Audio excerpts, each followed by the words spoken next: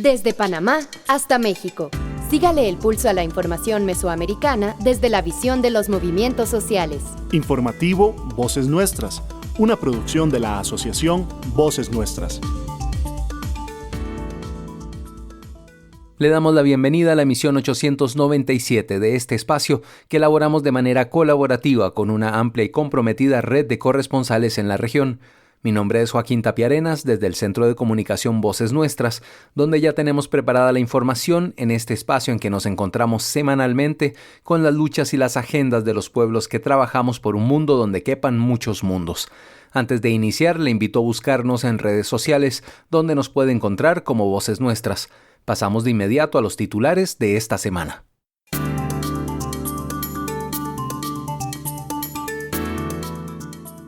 En El Salvador, turismo sostenible y comunitario es turismo para el futuro.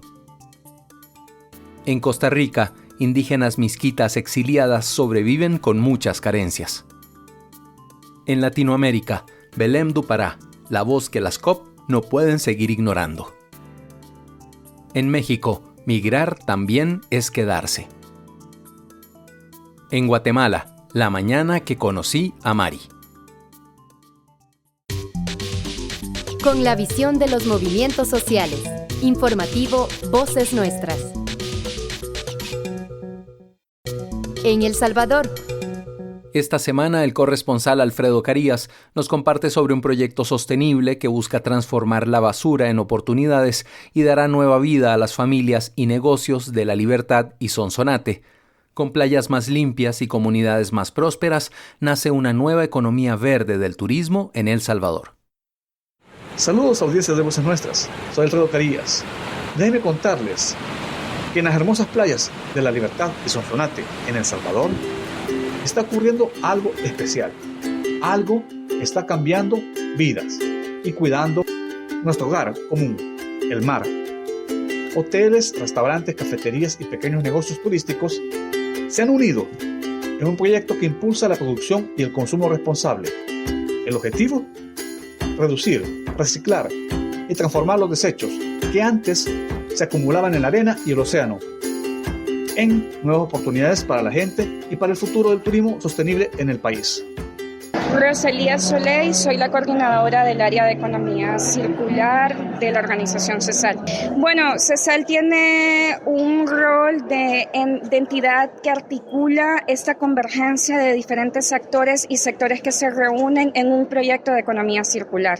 O sea, está Capri Recycling, la Fundación El Centro de Producción Más Limpia, y la idea es de que se trabaje a diferentes escalas con diferentes actores. La economía circular no puede ser completa si no hay los actores desde las comunidades, el liderazgo comunitario, las asociaciones de recicladoras y recicladores de base, hasta las empresas del sector Oreca, del sector agroalimentario, del sector reciclaje, como también los actores públicos. Este esfuerzo también promueve el uso eficiente del agua y la energía, apostando por prácticas que protegen nuestro entorno y fortalecen la economía local. Nelson Mauricio Vaquero Andrade, especialista del Centro de Producción Limpia. Y en este caso nosotros somos parte de este consorcio, de estos socios técnicos. Como Centro Nacional de Producción Más Limpia, pues estamos encargados de desarrollar que tienen que ver con fortalecimiento de capacidades hacia 3 sectores en específico. Uno de ellos es el Oreca, hoteles y restaurantes, agroalimentario y recicladores.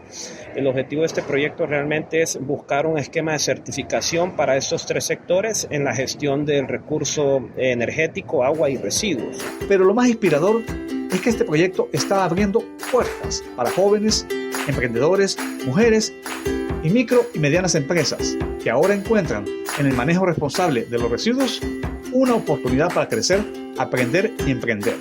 Bueno, mi nombre es Mariano Pita, yo soy el CEO de Capri Recycling. Somos una empresa que nos dedicamos al reciclaje de plásticos, a darle una nueva vida a todos los desechos plásticos, y nuestra participación en este programa como empresa privada es exactamente el revalorizar, el culturizar a nuestra gente y darle un valor agregado a todos los temas de los desechos sólidos, ¿no? Necesitamos generar una cultura a nivel de país, a nivel de nuestras playas, a nivel del impacto ambiental y de lo importante que es tener verdaderamente programas como estos que lleven a reciclar todos los desechos sólidos, no solo los plásticos. Hoy la basura se convierte en recurso, el turismo se convierte en esperanza y nuestras playas comienzan a convertirse en ejemplo, porque cuando una comunidad se une, cuando se actúa con conciencia y amor por la naturaleza, se construye un futuro más limpio, más justo y más humano. Yo soy Ana Coimbra, soy jefe de cooperación de la Unión Europea en El Salvador. Entonces, trabajando con hoteles y restaurantes, por ejemplo, vamos a reciclar plástico. Es algo que no cuesta nada a un hotel o a un restaurante impulsar el reciclaje de plástico. Y con el plástico puede servir para una materia prima para otro producto. Yo me recuerdo en un otro proyecto que tuvimos, plástico reciclado sirvió de materia prima para producir mesas para escuelas. O sea, el plástico puede, sin costo ningún adicional para la empresa que ya no lo necesita, puede representar una materia prima para otro sector de la economía, ¿no? Un hotel que tenga soluciones verdes y que son buenas para el medio ambiente, siempre tiene clientes, todo un segmento de clientes que están concientizados y que buscan esta solución verdes. Entonces, esta parte de nuestras acciones que también busca la certificación de empresas y sellos de calidad, eso también es bastante importante para posicionarse en el mercado. Desde las costas salvadoreñas nace una nueva forma de vivir el turismo, responsable, sostenible, lleno de vida. Informó para Voces Nuestras desde El Salvador, Pedro Carías. Aquí se escuchan las voces de las mujeres y hombres que construyen Mesoamérica día a día. Informativo Voces Nuestras. ¿Alguna vez has sentido que la justicia no es igual para todas las personas? Que depende de tener palancas, dinero o amistades poderosas e influyentes. No solo te pasa a ti, muchas personas lo sienten igual y con razón. Las noticias nos muestran historias en las cuales el sistema no siempre cumple. Pero, ¿y si te dijéramos que la justicia puede ser diferente? Que la justicia puede ser honesta y abierta, sin privilegios ni influencias de poder. Eso es lo que podemos tejer juntas y juntos. Con esta visión nació Hilos de la Justicia, una campaña de organizaciones de la sociedad civil, juezas, jueces y jóvenes de Centroamérica que creemos en una justicia independiente como base de las sociedades que queremos. Juntos tejemos desde nuestras acciones del día a día los hilos que fortalecen la justicia independiente. Porque la justicia no se limita a los juzgados. Tejamos una justicia que proteja y abrigue los derechos de todas las personas. ¿Te apuntas? Para más información, visite el sitio hilosdelajusticia.com. Esta campaña es posible gracias al Centro por la Justicia y el Derecho Internacional CEGIL, Fundación para el Debido Proceso DPLF, Plataforma Internacional contra la Impunidad, Programa JOTAI Actuando Juntas Guatemala, Federación Centroamericana de la Judicatura, FECAJUD, Comisión Internacional de Juristas y esta emisora. En Costa Rica. Las mujeres de pueblos misquitos que se exiliaron en Costa Rica, desplazadas por la violencia en sus territorios de Nicaragua, sobreviven con muchas carencias ante la falta de empleo y de acceso a créditos y viviendas, señala un estudio que entrevistó a 678 mujeres misquitas exiliadas. El estudio fue realizado entre agosto y octubre de este año 2025 por el Centro de Información y Servicios en Asesoría en Salud, CISAS, el Centro de Estudios Transdisciplinarios de Centroamérica, CETCAN, y la Organización de Mujeres Misquitas, INSIN Marín Asla de Nicaragua. Las mujeres misquitas salieron de sus comunidades de la costa caribe norte de Nicaragua, Bilwi, Puerto Cabezas, Huaspán y Huibilí, al norte del país, por múltiples razones, especialmente huyendo de la violencia de las personas no indígenas llamadas colonos, por la situación económica y por miedo a la persecución política, señala el estudio. Elvira Cuadra, del CETCAN, amplía las razones que obligaron a estas mujeres a buscar refugio en Costa Rica. ¿Por qué se desplazaron? Bueno, las razones son múltiples. Y no hay una sola. En la mayoría de los casos se combinan más de una razón. Aparecen en primer lugar las dificultades económicas, y las dificultades económicas a su vez, de acuerdo a lo que surgió también en los conversatorios, tiene que ver con la situación general del país, pero con la vulnerabilidad de las comunidades frente al cambio climático y a la sobreexplotación de los recursos naturales en esas zonas donde están ubicadas las comunidades indígenas. Otra de las razones de desplazamiento es el miedo a diferentes formas de violencia que están presentes en las comunidades. En tercer lugar, la violencia ejercida por los colonos, que son personas que llegan de otros lugares y que los desalojan por la fuerza de sus comunidades y se apropian de sus tierras, que también son comunitarias, aun cuando las comunidades y esas tierras están protegidas por la ley.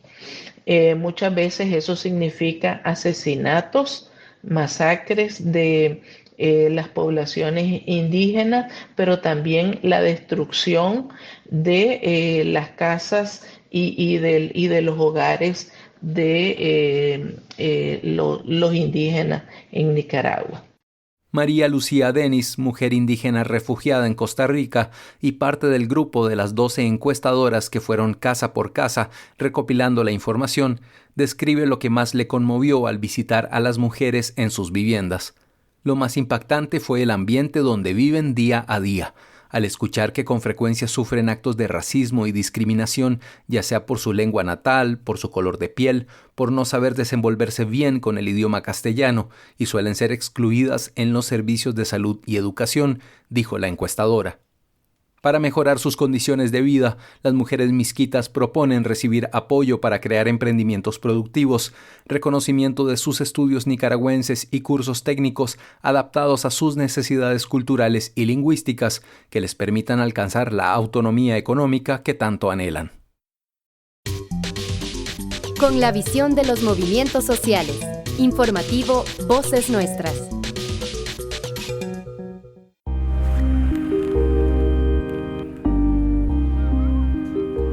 El principio de igualdad y la prohibición de discriminación implica que todas las personas, sin importar nuestra nacionalidad, raza, condición migratoria, seamos libres e iguales en dignidad y derechos.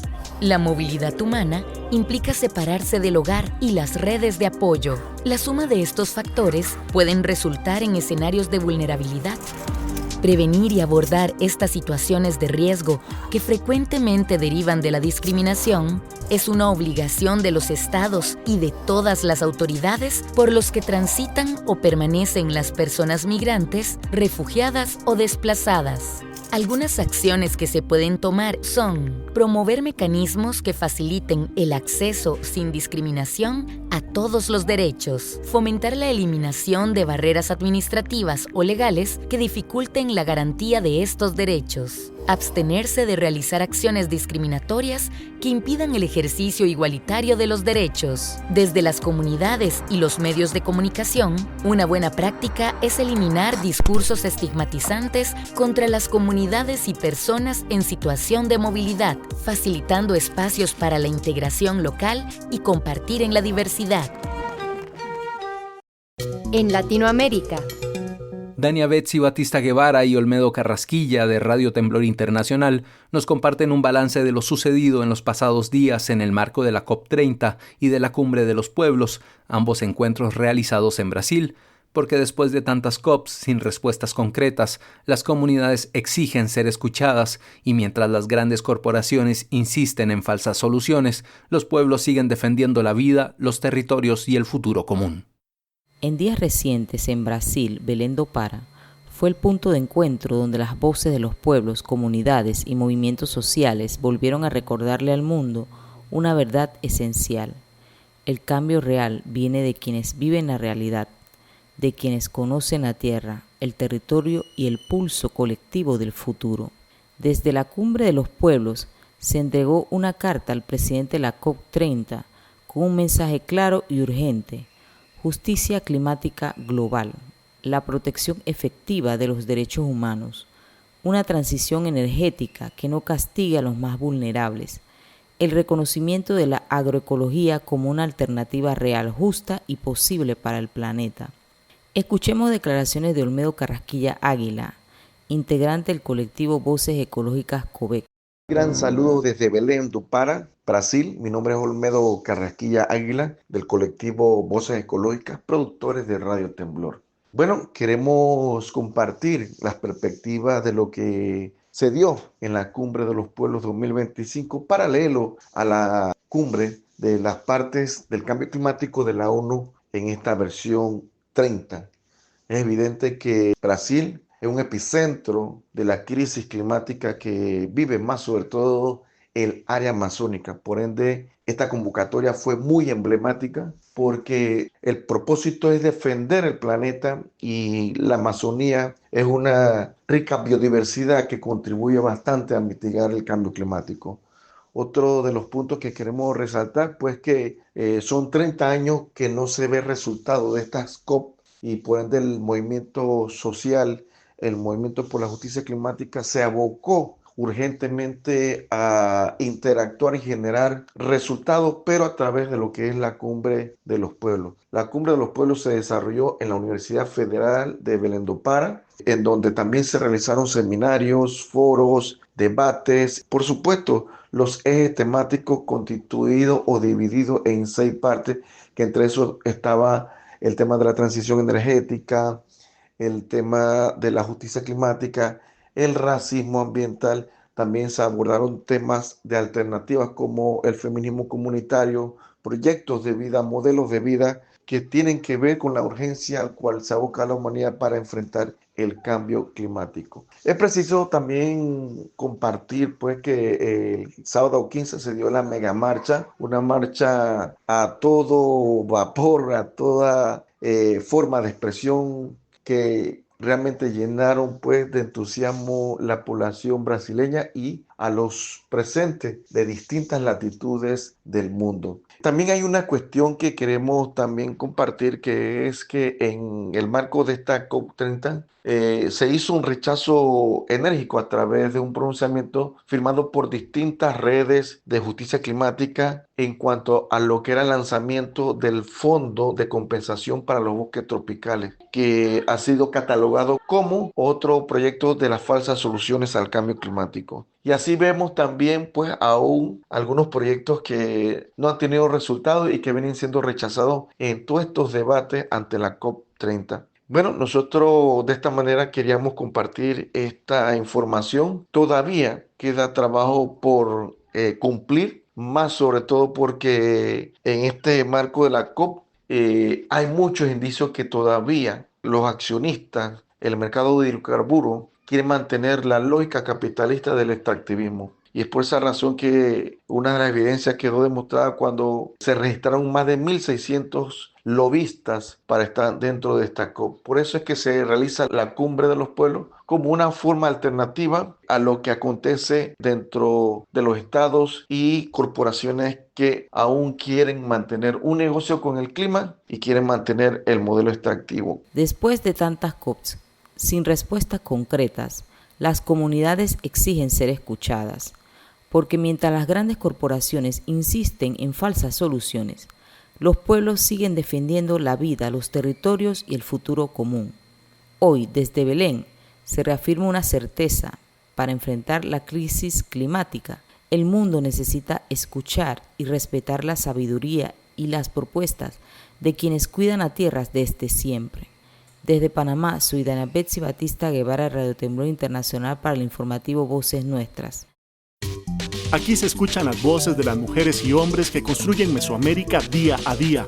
Informativo Voces Nuestras. Según datos del 2022 de la Encuesta Nacional de Uso del Tiempo, realizada por el Instituto Nacional de Estadística y Censos, las mujeres en Costa Rica dedican el doble de horas que los hombres a los cuidados y al trabajo doméstico no remunerado. Esto limita su autonomía y oportunidades de estudio y trabajo. La igualdad empieza en casa. Redistribuyamos las labores del hogar. Nos queremos libres, felices y sin miedo.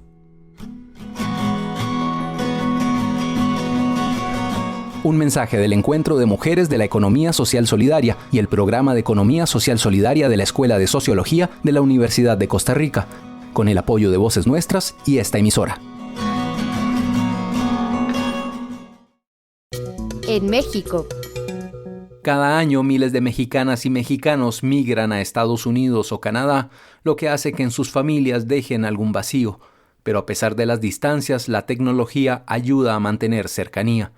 Esta semana, desde Radio Guaya, nos comparten las historias de familias que tienen a sus conocidos en el extranjero y narran sus sentires desde que se fueron.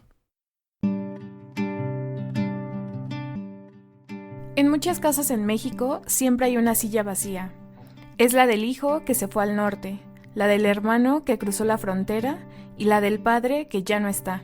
La vida continúa, pero nunca igual. Para quienes se quedan, la migración también significa aprender a vivir con la ausencia. Cada año, cientos de miles de mexicanos y mexicanas migran a Estados Unidos en busca de mejores oportunidades. Solo en los primeros 6 meses del 2025, Veracruz recibió más de $1,250 millones en remesas, según los datos del Banco de México. Esta cifra refleja no solo la magnitud de la migración, sino también el esfuerzo de quienes, desde lejos, sostienen los gastos, los sueños y la esperanza de sus familias. Detrás de cada envío hay una historia, la de quienes se fueron. La migración no se mide solo en números o en fronteras cruzadas. También se mide en la vida cotidiana de quienes se quedan. La casa se siente más fría, aunque el sol quema igual. Escuchemos ahora a Daniel, quien nos comparte cómo ha cambiado su vida y la de su familia desde que su hermano migró a Estados Unidos. Él me está apoyando a mí para seguir estudiando y también apoya a mi mamá en los gastos de la casa. Aún recuerdo los momentos cuando él estaba aquí en la casa y estábamos en la cocina cocinando algo para mamá, cuando salíamos a caminar. Son pequeños momentos que ahora se vuelven recuerdos apreciados para mí y que sinceramente sí los extraño mucho. Daniel ahora apoya más a su mamá en la cocina y en el cuidado de sus hermanos. La ausencia obliga a reorganizar la vida diaria y a compartir los cuidados de otra manera. Más de 1/3 de migrantes hispanos en Estados Unidos llama a su país al menos una vez por semana, aunque con el tiempo esas llamadas se hacen menos frecuentes. Escuchemos ahora una llamada entre un migrante y su mamá. Aunque los kilómetros los separan, las palabras se vuelven un abrazo que cruza fronteras. Beto, mijo, ¿cómo estás? Hola, ma, ¿cómo están todos por allá? Bien, acá, ahora sí que, pues acabo de salir a comer y pues ya estaba esperando tu llamada porque pues había pasado ya 5 minutos y pues nada de que me marcabas, pero pues estoy bien, gracias a Dios, aquí ya echando el taco. ¿Y tú cómo estás, ma? ¿Y mi hermanita cómo se encuentra? Es que vino la comadre Laura, por eso me tardé tantito en hacerte la llamada. Pero sí, por aquí anda tu hermanita. Por aquí anda, seguro va a querer hablar contigo, Beto. Ya sabes cómo le reencanta hablar contigo. Beto, ¿eres tú? Hola, hermanita, ¿cómo estás? Sí, soy yo. ¿Qué tal? ¿Cómo? Ya te escucho, con la voz más gruesa, ¿eh? Ya vas a la escuela primaria, ¿verdad? Ya no me acuerdo hace cuánto tiempo que ahí te acompañaba en ir al kinder y ahora pues ya te escucho más alegre. ¿Cómo estás, Estrellita? Bien. Qué bueno, y cuando yo vaya te voy a comprar algo. ¿Qué te gustaría que te compre acá? Porque acá hay muchas cosas, pero pues me gustaría que tú elijas qué te gustaría que te lleve cuando pues yo vaya para allá. Un vestido. ¿Un vestido? Sí, es que ya casi es mi cumpleaños. Ah, sí es cierto, ya se me estaba olvidando. Pues pásame a mamá, Estrellita. Ay, mijo, tu hermanita. Le da harta pena luego hablar contigo, pero bien emocionada que se queda siempre de que platica. Pues sí, mano, pues qué bueno que se encuentren bien y pues sí es cierto, ya se aproxima el cumpleaños de mi hermanita. Yo creo que también la vecina ahí se van a apoyar para preparar los tamales y también pues el atole. Sí, mijo, seguramente. Este año también será una bella festividad y pues por acá también te estaremos recordando. A ver, pues cuándo vienes por acá. Pues cuándo se da la oportunidad, pero pues bueno, ya tengo que trabajar de nuevo y ya mañana les vuelvo a marcar. Sí, mijo, cuídese mucho y échele muchas ganas al trabajo. Aunque la distancia cambia la manera de convivir, no impide seguir presentes en la vida de quienes amamos. La confianza y la comunicación se vuelven esenciales. Escuchemos a Andrea. Sus abuelos migraron a Estados Unidos. Nos cuenta lo que ha significado construir una relación con ellos desde lejos. Pues sí ha sido difícil, sobre todo el hecho de que no tengo una relación tan estrecha con ellos por la distancia, a pesar de que pues hablamos muy seguido por teléfono. En realidad han estado presentes en varias etapas de mi vida, pero no como pues una abuela con quien compartes casa, como una abuela de la que come su comida todos los días o algo así. Y ahora he pensado mucho en eso porque pues ahora están enfermos. Es complicado saber que están enfermos y que pues no pueden regresar. Estamos a la distancia, a una llamada, pero pues no es lo mismo que estar cerca y poder agarrarles la mano o abrazarlos. Antes que no existían tampoco las videollamadas tanto, pues casi que solo los conocía por su voz y por fotos que había en mi casa. Las familias que viven separadas aprenden a quererse de otras maneras. Este reportaje es un homenaje a ustedes, a sus historias de espera, cuidado y amor que atraviesa las fronteras y la fuerza silenciosa que mantiene unidas a las familias. Gracias por acompañarnos en este programa.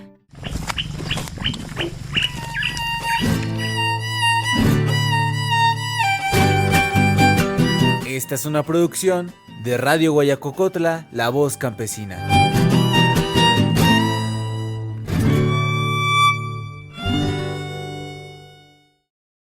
Nos unen nuestros territorios, nuestras historias, nuestras culturas.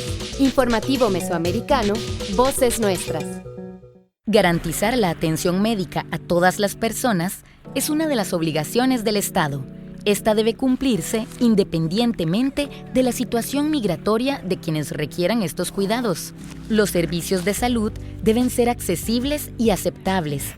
Deben contemplar la diversidad cultural de las personas en situación de movilidad humana, respetando sus creencias, idioma y demás factores que pudieran devenir en situaciones discriminatorias.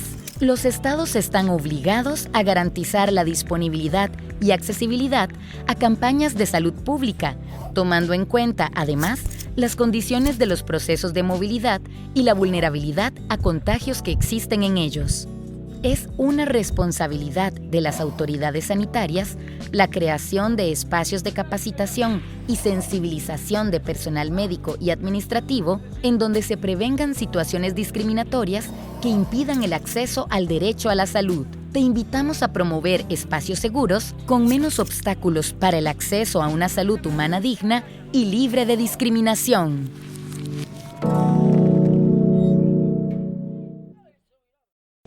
En Guatemala. Conocí a Mari en una mañana en que concluía una actividad de aprendizajes radiales de una radio comunitaria de trascendencia en Guatemala.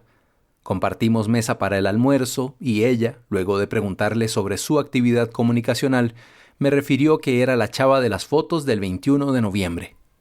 El brillo en sus ojos, su voz y su presencia escénica captaron la atención en la mesa donde compartimos el alimento con varias comunicadoras y comunicadores cuando relató lo que recordaba del año 2020. Ese año la población guatemalteca, indignada, salió a manifestarse en contra de la aprobación del aumento al presupuesto que el Congreso de Guatemala había aceptado durante la situación de la pandemia del COVID-19. Mari con su hermana salieron a manifestarse. Golpeada, criminalizada y violentada de su libertad al derecho de manifestación, fue arrastrada con violencia hacia una patrulla policíaca. Su memoria oral, sus recuerdos y su dignidad manifiestan el clamor de tantas personas que, como ella, salieron a expresarse hace 5 años. Es difícil hacer trabajo periodístico cuando una persona como Mari te da detalles de su lucha. Editar y quitar palabras es casi como volver a crear una violencia a su memoria. Esta tarde me ha compartido sus recuerdos. Pasamos a la nota con el corresponsal Herbert Reyes desde Guatemala. ¿Tú nos podrías comentar la experiencia que tuviste en el año 2020? Sí, recuerdo muy bien ese 21 de noviembre del 2020. Para los que conocen del tema, van a identificar a las hermanas Sinai. Fue una experiencia bastante compleja y lo sigue siendo hasta cierto punto, pero solo iniciemos con que yo tenía 16 años, mi hermana entre 18 y 19, y ninguna de las dos estábamos en temas de activismo político, social, en nada. O sea, ella era estudiante de la universidad y yo era estudiante de colegio todavía en ese entonces. Yo quería vivir la experiencia de una manifestación y se estaba denominando una manifestación pacífica. Pero todo cambió de 10 minutos, es la diferencia de donde empezó lo que ya no era pacífico. Y recuerdo que con mi hermana subimos a ver la manifestación al palacio y estaba todo tranquilo y de repente alguien empezó a hablar en la tarima: miren, necesitamos leche, agua, vinagre, papel, porque eso calma el gas lacrimógeno. Y mi hermana, con lo poquito que teníamos económicamente en ese momento, nos decidimos y a qué cargaba un bolsón, y es ahí donde por llevárnosla de salvadoras, porque así lo veo yo, nos pasó la situación. En un abrir y cerrar de ojos, ayudamos a muchas personas con el ardor, porque ese gas lacrimógeno es fatal. Cuando nosotros sentimos el cielo se nubló, venía un montón de gente, y es donde iba nuestro amigo Javier, Mónica, y ellos desaparecen del plano, y yo, por no querer dejar a una persona, a una muchacha, regreso por la muchacha, y es ahí donde los antimotines, que eran de antinarcóticos y todos esos, nos capturan. A mí se me nubló el cielo, yo sentía que me había desmayado, pero realmente sí estaba sintiendo. De mi vista perdí a mi hermana, y la compa a la que ayudé a levantarse, ella sí corrió y yo ya no logré correr, y mi hermana regresa por mí. Nos capturan, a mí me capturan casi 8 elementos de antimotines. Yo tenía 16 años y no pesaba tanto, tenía un peso ideal con mi edad, mi tamaño y todo. Mido 1.65 y no estaba con sobrepeso ni nada, y siempre he dicho y considero que con 2 personas de antimotines bien me hubieran logrado llevar a la patrulla de forma pacífica, como lo quieran llamar, pero no fue así, sino que se tomaron el tiempo de arrastrarme en la 7ª Avenida, que ahora en la esquina del Centro Comercial Real del Parque, hasta la farmacia que está ahí. Y es ahí donde yo empiezo a forcejear con un antimotín que me empieza a decir cosas fuera de contexto, y me iba a decir que ahí me iba a morir en la cárcel, que me iban a llevar presa por vándala, y yo no entendía muchas cosas. O sea, yo empezaba a educarme en el tema político, y luego de eso, muchos periodistas, personas que estaban documentando la situación, los policías le dijeron que si no apagaban sus cámaras o sus teléfonos, también se los iban a llevar. Entonces yo entré en un estado de shock porque me sentía sola. En ese mismo momento, vuelvo a ver a mi hermana dentro del perímetro, y ella gritaba mi nombre y yo el de ella.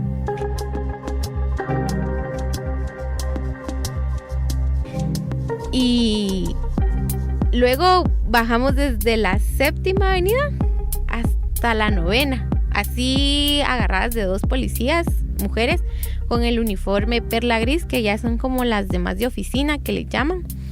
Bajamos desde la 7ª a la 9ª, y mucha gente, muchos chavos y chavas que sí eran activistas de ese entonces, vienen y empiezan: no, suéltenlas, que no sé qué. Y los periodistas me preguntaban: ¿cuál es tu nombre?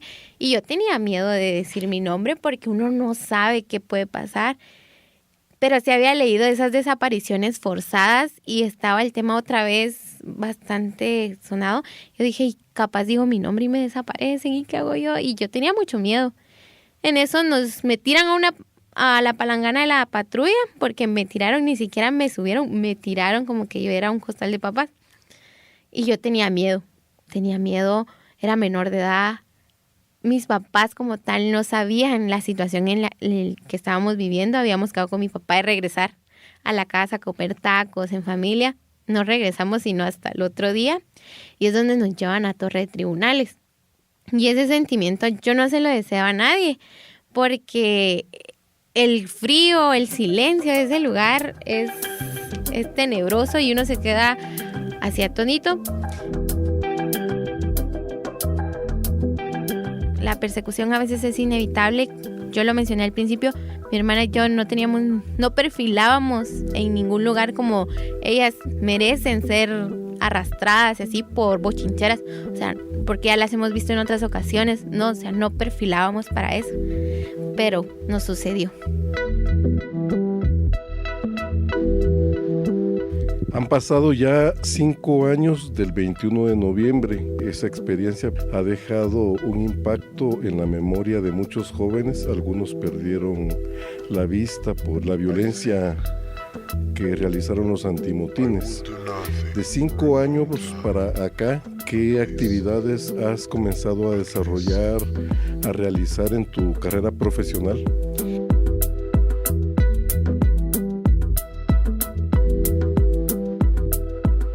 Del diversificado, como lo conocemos acá en Guatemala, soy maestra de educación preprimaria. Ejercí 1 año y 4 meses. Al iniciar como que me investigaron y todo por la seguridad de los nenitos y las nenitas a las que tuve a mi cargo.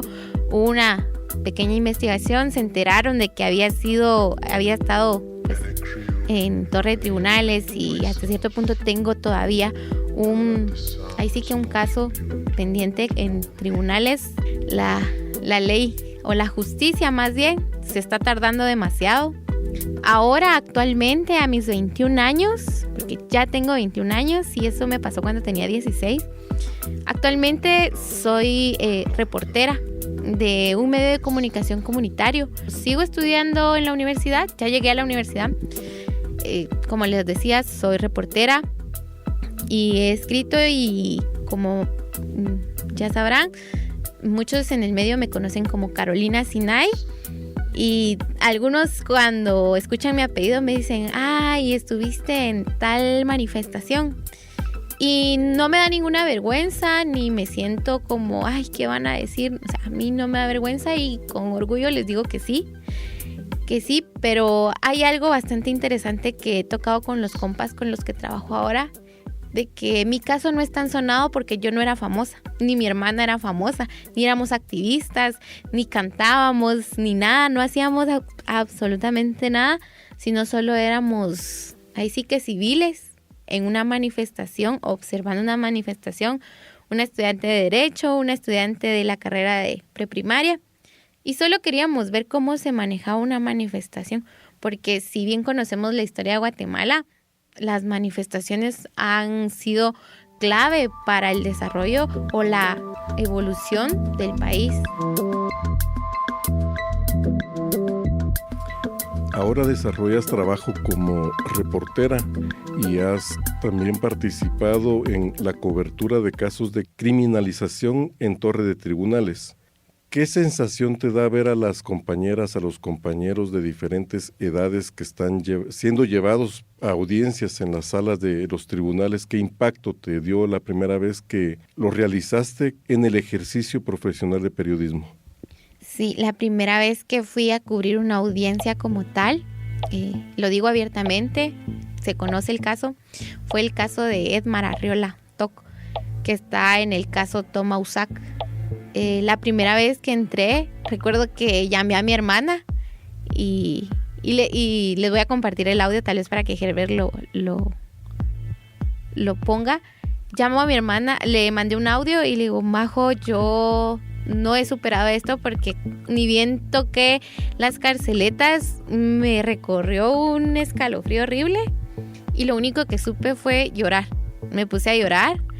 Y los policías me miraban así bien raro y dije yo, pero bueno, ahorita no soy Mariana Sinay, sino soy Carolina Sinay, la reportera, la periodista, la comunicadora, y mucha gente allá afuera necesita esta información. Entonces sí fue como algo duro para mí, pero me sequé mis lágrimas y entré, hablé con los policías para poder hablar con este joven que les menciono y ver.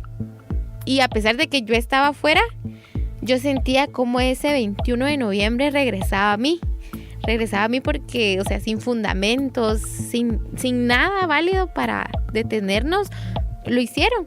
Y regresó a mí ese sentimiento de ver a todas las compas de ese momento encerradas. En mi primer momento que yo fui a Carceletas ya como periodista, sí me sentí súper mal. Y yo sé lo que es estar en la incertidumbre de si me voy a quedar aquí encerrado o me voy para la casa. O sea, yo viví esa incertidumbre, tenía mucho miedo. Y también a base que a veces los policías le dicen a uno, es que la cagaste y te vas a quedar preso aquí. Saber hasta cuánto tiempo. Los jueces que a veces no están o no hay un juez de turno que lo pueda atender a uno para salir del pleito o saber si uno se va a quedar ahí para siempre o va a salir. O sea, la justicia es lenta en Guatemala. Y lo comentaba con Herbert al inicio, de que mucha gente allá afuera, el pacto de corruptos, tiene dinero, pero el dinero no les basta. Y buscan poder y lo buscan a base de las personas que alzan su voz. Entonces se sacian de poder y, como también lo comenté, son como un cáncer, una enfermedad terminal que van recorriendo todo hasta acabar con todo. Pero ahí sí que siempre están los compas que siguen luchando a pesar de todo. Yo los admiro mucho de cómo enfrentan la justicia en Guatemala. Y ahora me toca ir y cuando uno está trabajando, uno no puede decir, no quiero ir para allá. Es tu trabajo y vas, lo haces, te callas y lo haces. Es muy complejo y a mí sí me toca mucho, me da mucho sentimiento ir y ver a todos los que están criminalizados sin un fundamento bien estructurado. Pues, o sea, no es que solo porque cerraste un lugar te voy a meter preso. O sea, ¿y eso qué? Eso sobre cerrar y estar afuera o adentro sin hacer ningún daño, a veces yo lo veo ilógico. Y lo veo en mi caso y digo, yo no estaba haciendo nada ese 21 de noviembre. O sea, no estaba haciendo nada que atentara contra la vida de nadie. Incluso me atrevería a decir de que le aventé a los policías, porque los policías pues también son parte del pueblo, pero les toca salir a trabajar como policías, porque si no, ¿de dónde comen? Le aventé un paño con leche y agua y vinagre a un policía porque yo lo vi y dije, este señor se va a morir. Y se lo aventé, tal vez no fue la mejor forma, pero le compartí de mis cosas y aún así ningún policía salió a decir, miren, mucha dejen a las patojas, acá solo andan con agua y leche. Al contrario, se atrevieron a decir de que nosotros cargábamos drogas. ¿Y de dónde drogas si ni dinero teníamos en ese entonces? Entonces, si yo siempre que voy para tribunales, ya sea como periodista o como civil, siempre tengo el sentimiento muy marcado. Ya lo he superado. Con mi círculo de amigos hago bromas de la situación, pero en el fondo no lo he superado como tal o como debería, porque a veces estoy tendiendo mi ropa y me acuerdo de la situación, de la vergüenza que sentí en algún momento, de las cosas feas, y me pongo a llorar. Y digo yo, ay, qué fuerte. Pero también todo eso me trajo a la comunicación comunitaria, a volverme también activista de los derechos humanos. Desde pequeña ya lo traía, pero no sabía cómo descifrarlo o cómo se le nombraba. Ahora me doy cuenta de que desde pequeña traía eso de los derechos humanos en conjunto con mi hermana. O sea, todo era parejo, no había ninguna distinción. Si en la calle veíamos algo, nos metíamos a ayudar a la persona, a la víctima. Entonces, desde siempre tuvimos eso adentro, pero hasta que no nos pasó la situación, no pudimos sacarlo a brillar y pues ahora me toca ser reportera de las injusticias que les tocan a otros. ¿Qué mensaje positivo, qué mensaje esperanzador le enviarías, por ejemplo, a Virginia La Parra, que está en el exilio en este momento, a quienes siguen en Mariscal Zavala, en Matamoros, esperando audiencias y que se termine su proceso judicial en el que puedan ser absueltos de la mejor manera?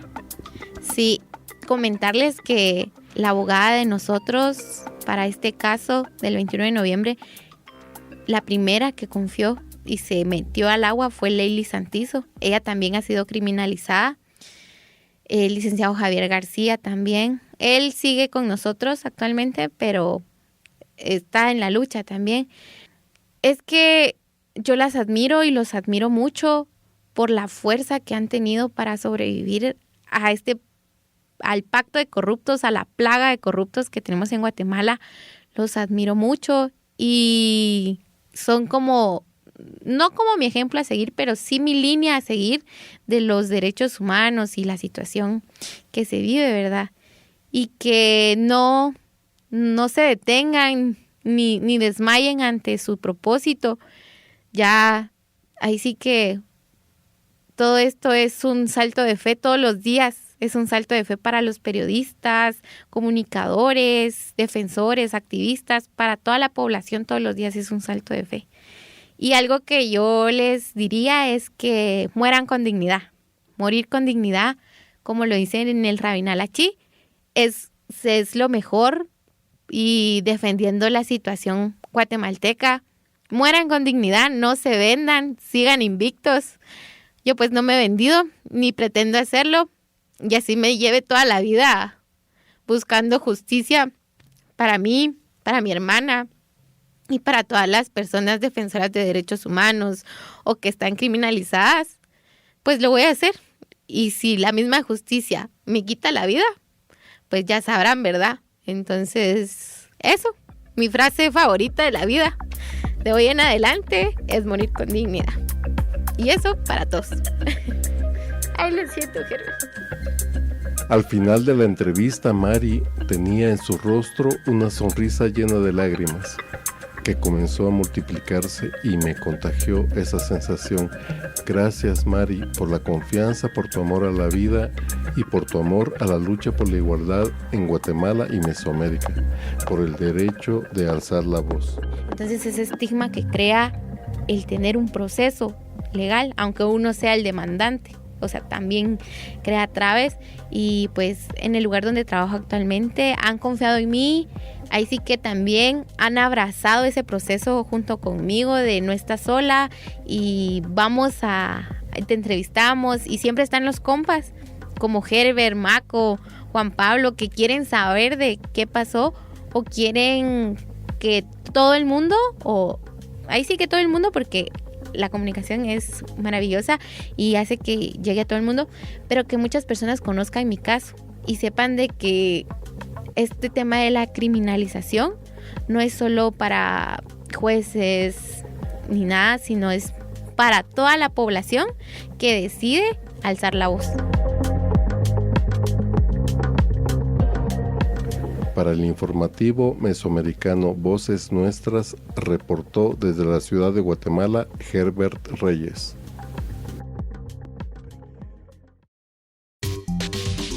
Con la visión de los movimientos sociales. Informativo Voces Nuestras. ¿Alguna vez has sentido que la justicia no es igual para todas las personas? Que depende de tener palancas, dinero o amistades poderosas e influyentes. No solo te pasa a ti, muchas personas lo sienten igual y con razón. Las noticias nos muestran historias en las cuales el sistema no siempre cumple. Pero, ¿y si te dijéramos que la justicia puede ser diferente? Que la justicia puede ser honesta y abierta, sin privilegios ni influencias de poder. Eso es lo que podemos tejer juntas y juntos. Con esta visión nació Hilos de la Justicia, una campaña de organizaciones de la sociedad civil, juezas, jueces y jóvenes de Centroamérica que creemos en una justicia independiente como base de las sociedades que queremos. Juntos tejemos desde nuestras acciones del día a día los hilos que fortalecen la justicia independiente. Porque la justicia no se limita a los juzgados. Tejamos una justicia que proteja y abrigue los derechos de todas las personas. ¿Te apuntas? Para más información, visite el sitio hilosdelajusticia.com. Esta campaña es posible gracias al Centro por la Justicia y el Derecho Internacional CEGIL, Fundación para el Debido Proceso DPLF, Plataforma Internacional contra la Impunidad, Programa JOTAI, Actuando Juntas Guatemala, Federación Centroamericana de la Judicatura, FECAJUD, Comisión Internacional de Juristas y esta emisora. El derecho a la educación es tan importante que se le otorga un objetivo: garantizar el pleno desarrollo de la personalidad humana. El acceso a la educación es un medio indispensable para que las personas en situación de movilidad humana puedan realizar otros derechos humanos. Según los criterios de disponibilidad y accesibilidad, los estados son responsables por garantizar la existencia de programas educativos que sean accesibles para todas las personas. Existen múltiples barreras para que las personas en situación de movilidad humana puedan ejercer este derecho. Entre ellas, la falta de documentos apostillados o registros de nacimiento necesarios para su inscripción, dificultad para presentar requisitos que permitan validar sus años de estudios. Ambas suelen estar relacionadas con que los gobiernos de origen de estas personas son los perpetradores de la violencia y la persecución que los obliga a huir. Garantizar la disponibilidad y acceso a una educación de calidad es obligación de los estados, así como crear espacios para la integración en un sistema educativo libre de violencias. Te invitamos a hacer la diferencia promoviendo y exigiendo políticas públicas que protejan el derecho a la educación de las personas en situación de movilidad humana.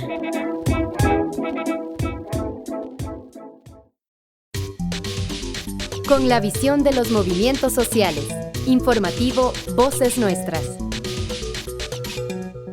Llegamos al final de la emisión 897 del informativo mesoamericano Voces Nuestras. Agradecemos como siempre a las y los corresponsales que aportan a este espacio informativo, así como a todas las personas que nos escuchan, pues su apoyo hace posible que las voces de los pueblos en resistencia se sigan amplificando. Recuerden que seguimos conectadas y conectados a través de nuestras redes sociales, donde nos puede encontrar como Voces Nuestras, y en nuestro sitio web vocesnuestras.org, donde seguimos fortaleciendo nuestra comunidad y nuestras luchas. Mi nombre es Joaquín Tapia Arenas, desde Voces Nuestras, y a nombre de la red de corresponsales agradecemos su sintonía. Nos reencontramos la próxima semana. Hasta pronto. Informativo Mesoamericano Voces Nuestras, una producción de la Asociación Voces Nuestras con el apoyo de la red de corresponsales, representantes de medios y organizaciones de Centroamérica y México y el apoyo de Rosa Luxemburg Stiftung y Pan para el Mundo.